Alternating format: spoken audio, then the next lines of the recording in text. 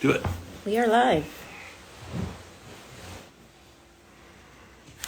Here, turn. Hello, we're live. Hi. Hello. Hello. Join us. Hi. Hello. Excuse me. I'm going to tweet that we're live now. Give me a moment. Hello, everyone. How's everybody doing? How's everyone hanging in there? You guys okay? I just wrote IG alive right now. IG alive. Right now.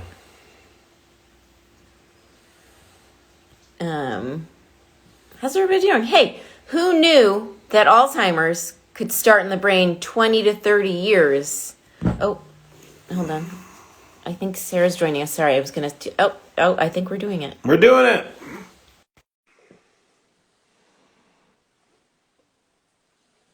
My dog's really snoring. Can everyone hear Zelda snoring? Oh, she wants to hop up. She's just going to move behind us. Here she is. Here she is. Here's Zelda. It says we're connecting with Sarah. Connecting with Sarah. Should I close these doors? Maybe just in case. Yeah. It still says connecting. Oh, man. One day we'll be smooth with this stuff. Or not. I don't know. Sarah, if you can hear us, it says connecting. I don't know.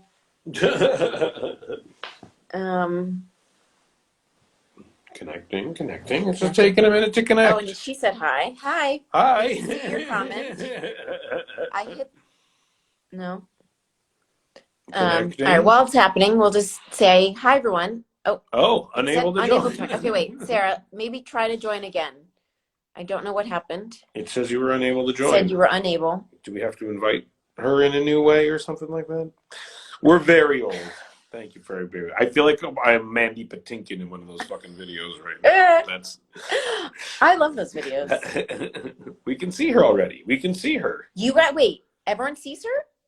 She is here. She's gone. We can see her. Maybe she was gone and then she. Sarah, was she gone and then she left? Maybe. Problem is, one day you can pitch your screenplay to me. Hopefully. Thank you all for joining us. Oh no, what do I do? I hope that she can try to join us again. People are saying you could see her. Let's see. Who are these people? Oh.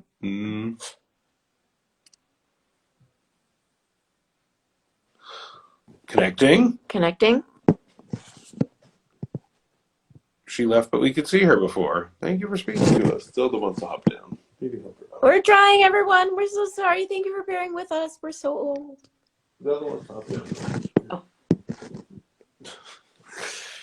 Connecting? Is it connecting? Should I try on? No, I don't know. No, you don't have to. She's back. You see her. Why don't we see her? View. Guys, what are we doing? How do we see her? We don't hear her or see her. And it says connecting. Oh, she's here. This is a disaster. We're not good at this. Why can't we see her? I don't understand. Oh, I see her again. LOL. She looks awesome. And apparently she looks awesome. That is mean. That is teasing us. I don't know how I look so old. We just saw her again. She's frozen. She's unable to join. Oh my god. Oh my god. We're not good with these. We keep trying to do them, but we're not good at them. Now she's a blur. She's back. She's back. She's gone. It's a real I know. But what are we? Is it us? Is it us doing it wrong? I don't think it is us. Okay, we're hitting add on her as viewer. You're not so. Yeah!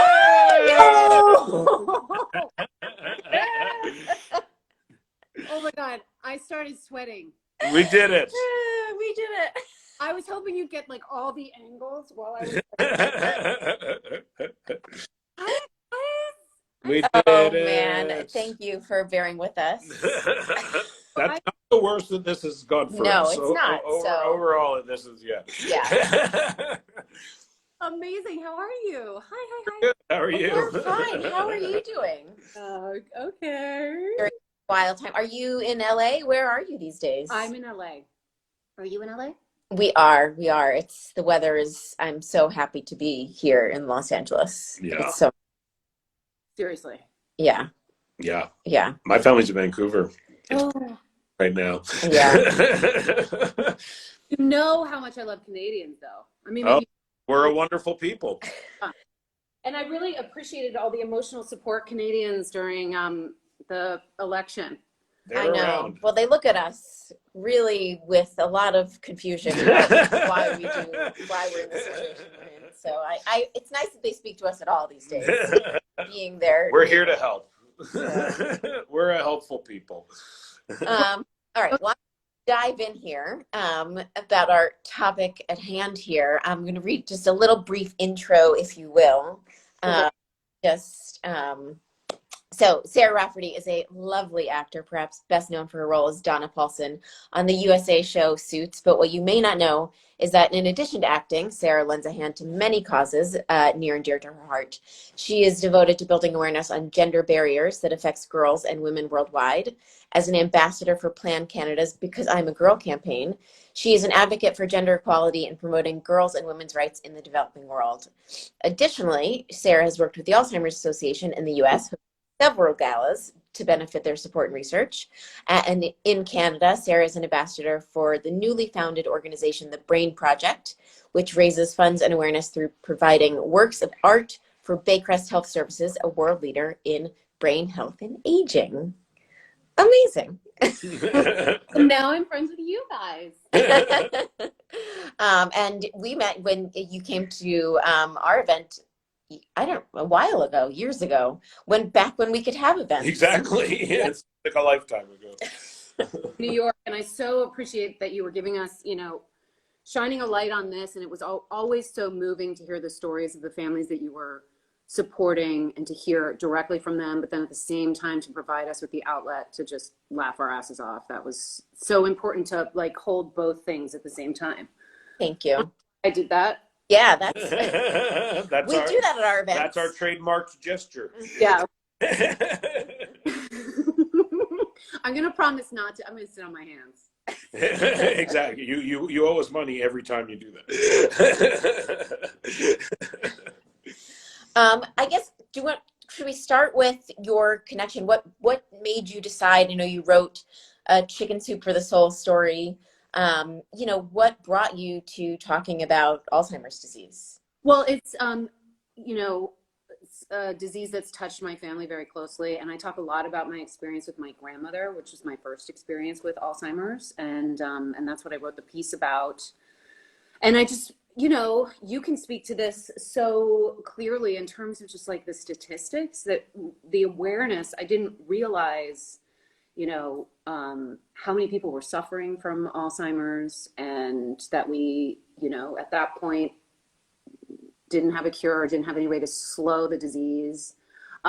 So what I really appreciate about what you're doing, along with supporting the families that are going through this, is also bringing the awareness that we can live a lifestyle, to support our brains. And it's not awful. Mm-hmm. Right. It's not that hard, and a lot of it will make you feel better and feel good in a way, and you're doing something for your brain. It's something, we talk about all the time. Seth always says, he's like, you learn how to take care of your knee or your heart, but you don't really learn how to take care of your brain. But it's so important to do that. And also the idea that I really appreciate how you guys mobilized a younger generation to know about it, because Alzheimer's does begin to affect us when we think we're not old. Right. We've learned that Alzheimer's starts in the brain 20 to even 30 years before you may see a symptom, which means that we should be taking care of our brains today. Yeah, absolutely. Yeah.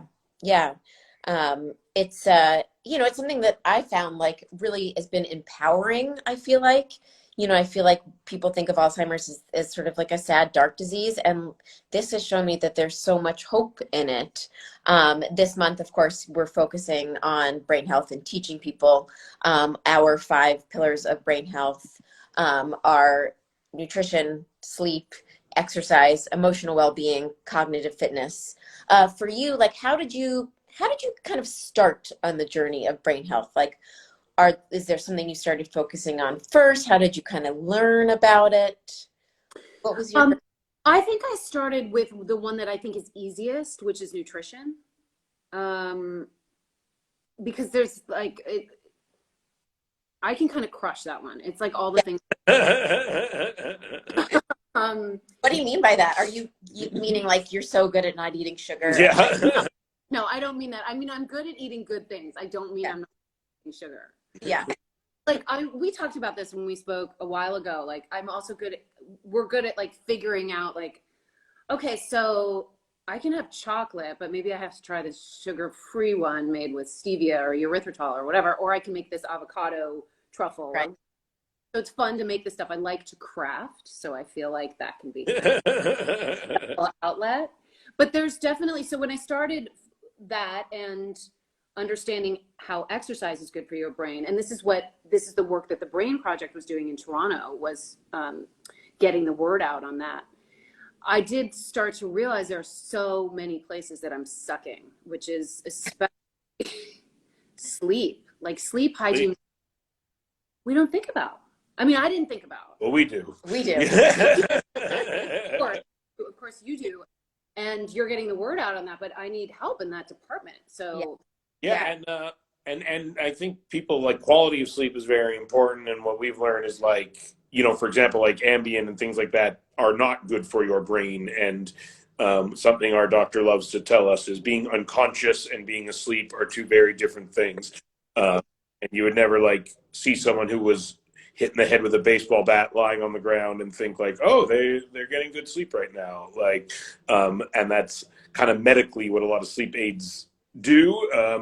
And I think people think they're getting good sleep sometimes when they're actually not getting good sleep. And that's something that, yeah, I did not know at all, which is a real interesting revelation, I think. Yeah. If I can sort of like make a little commercial break real quick to say that a donation to HFC this month will give you sleep tools on how to improve your sleep. So if you donate to us right now, you can go to wearehfc.org and you will get tools sent to you that will improve your sleep. Although we'll give a few maybe little teasers here, which is Seth doesn't want to give it for free. I don't think we should, but I guess we will anyway. Well, I'm joking. I will say the first thing. Don't give anything away for free. I will say one of the first steps that I think that anyone can make, and I'm curious if you do this, in improving your sleep, is tracking it. So Whoop, which is we're not wearing ours,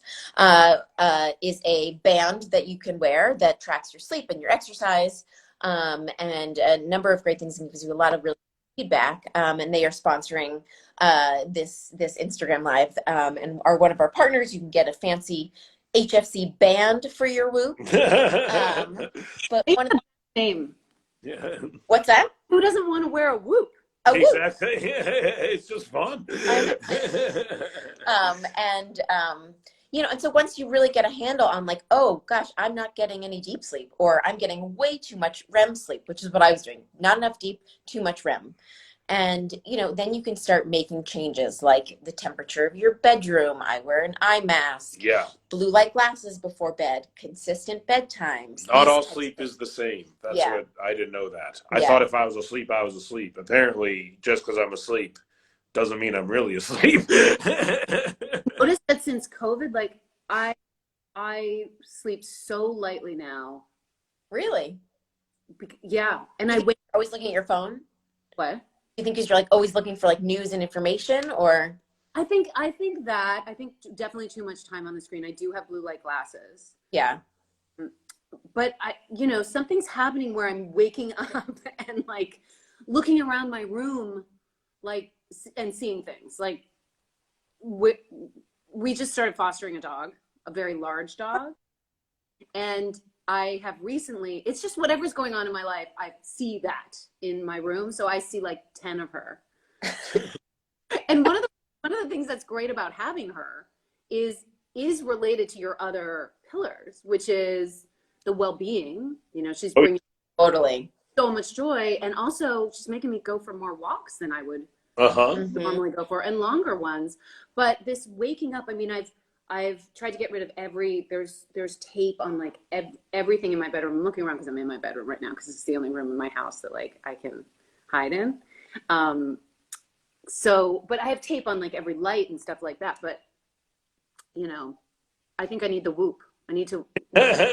Honestly, like tracking my sleep was so illuminating. And now, like I was like a gymnast growing up, so I love to get scores. I love to be told I'm like doing the right thing. And so like I wake up every morning and it's like, oh, congratulations, you did well, or it's like not so good.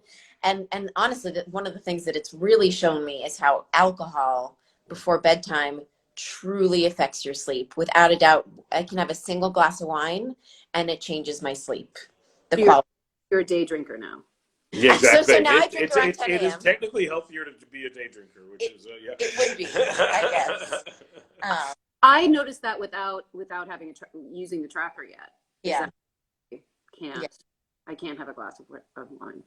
Yeah, it really it's so interesting. Although a little bit of red wine may be good for your brain, although it's up in the air about how much. But it's but not before bed, as long as it's not Okay. before. So before maybe at 2 p.m. we'll all have a thimble of red wine. Maybe the brain healthy happy hour is a little bit earlier in the day.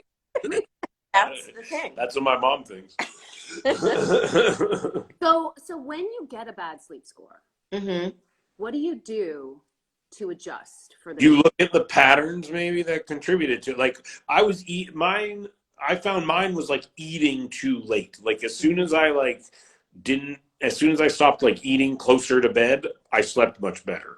And like things like watching TV didn't affect my sleep that much. And looking at my phone honestly didn't affect my sleep that much. But I found like food was the biggest factor in my quality of sleep. And other things might affect other people more, but for me it was that, you know. Mm-hmm.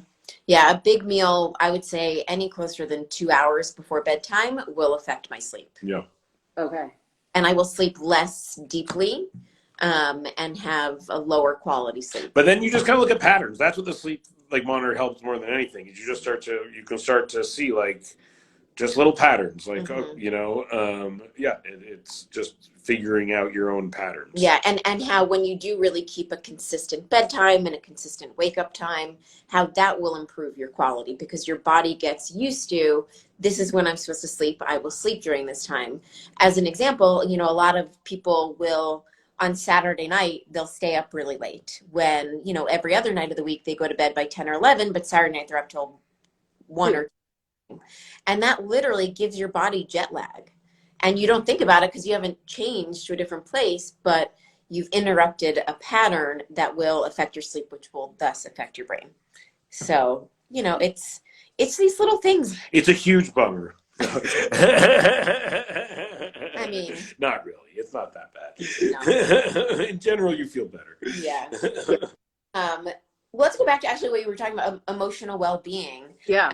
Curious, like during this time, have you adopted any new activities or hobbies that are helping with that stuff? Like we do a lot of pottery. I've started making tiny little miniature things that I glue together. It's truly insane. I'll post something probably on my page sometime soon. But what do you do? What do you do to like calm down? Clear your mind? So a lot of it for me has been about getting outside, but like and as deeply outside as we can, or I can. Sometimes it's just about like even at night going for a walk outside, taking in the stars, that kind of thing. But this summer we were out of our routine. My kids didn't have online school in the summer and they didn't have camp. So we did a very socially distanced road trip and went to like, we went on 3 different ones where we stayed in tents and cabins and got like into the Grand Tetons, like in the forest. That's awesome. Mm-hmm. And I found that was helping me cope. And, but it doesn't have to be grand like that. It's just like getting outside, walking down the driveway sometimes is enough, I think.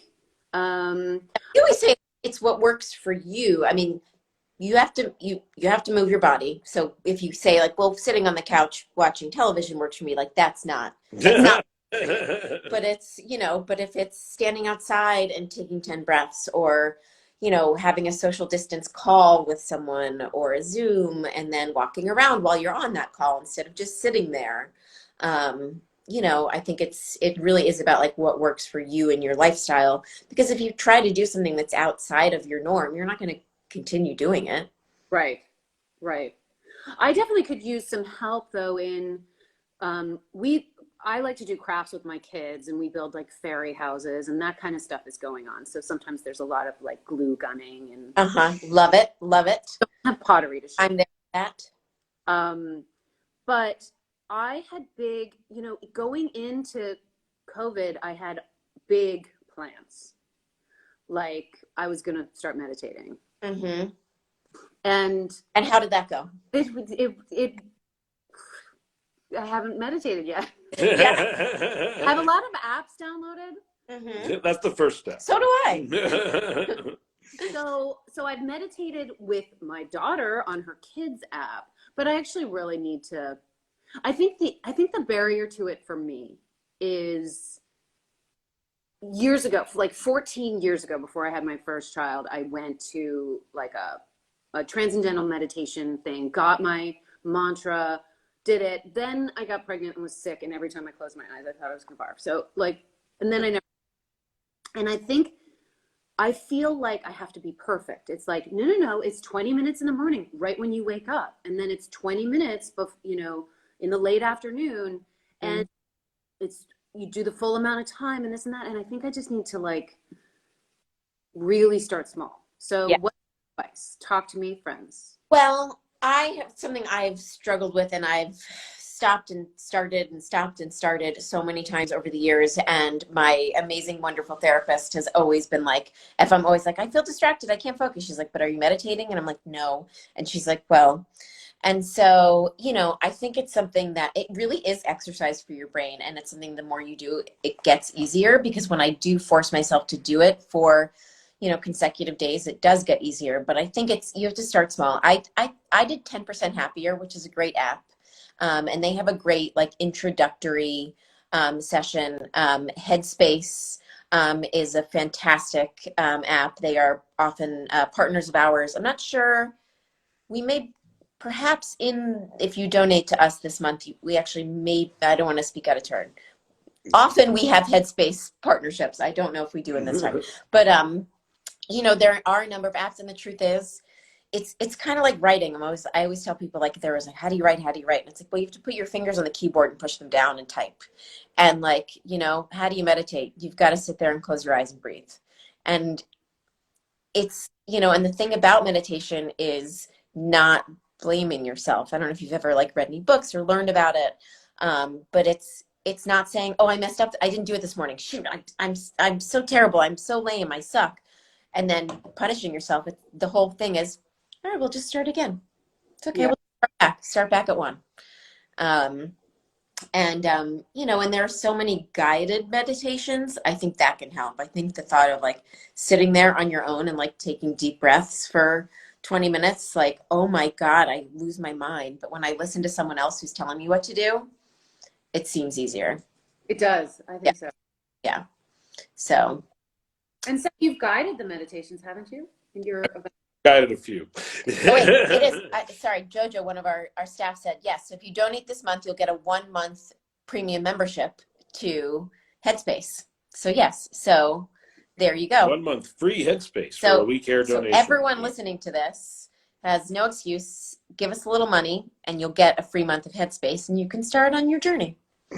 Your personal journey. Your personal meditation journey. Awesome. All right. Well, I want to wrap things up a bit. Well, why don't we start with actually something that you touched on earlier, which is Thanksgiving is coming up. Nutrition wise, you said you like food, you like to cook. How do you incorporate brain healthy recipes into your, do you cook brain healthy stuff? Do you have anything you enjoy?